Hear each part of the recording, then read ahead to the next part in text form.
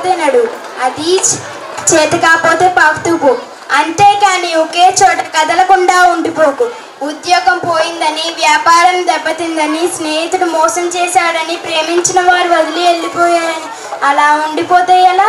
దేహానికి తప్ప దాహానికి పనికిరాని ఆ సముద్రపు కేటాలే ఎగిసి ఎగిసి పడుతుంటే తలుచుకుంటే నీ తలరాత ఇంతే అన్న వాళ్ళు కూడా నీ ముందు తలదించగల సత్తా నీకుంది. కానీ నీకొచ్చిన కాస్త కష్టానికే తలదించేస్తే ఎలా? ఈ సృష్టిలో చలనమున్నది ఏది ఆగిపోవడానికి వీల్లేదు. పారే నది, వీచే గాలి, ఊగే చెట్లు, ఉదయించే సూర్యుడు నీలో అనుకున్నది సాధించాలని కసికసిగా ప్రవేశిస్తోంది. ఆ రక్తంతో సహా ఏది ఆగిపోవడానికి వీల్లేదు. లే, బయలుదేరు. ఆ మానసిక వదిలించుకో. పడ్డ చోట నుంచే పరిగెత్తడం మొదలుపెట్టు. నువ్వు పడుకున్న పరుపు నిన్ను చీదరించకముందే బద్ధకాన్ని వదిలే. నీ అద్దం నిన్ను ప్రశ్నించకముందే సమాధానాన్ని వెతుక్కో. నీ నీడ నిన్ను వదిలేయకముందే వెలుగులో వచ్చే.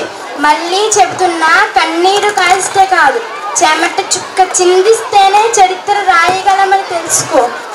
ఇవి చదివితే పదాలు మాత్రమే, కానీ ఆచరిస్తే అస్తాలు. Thank you.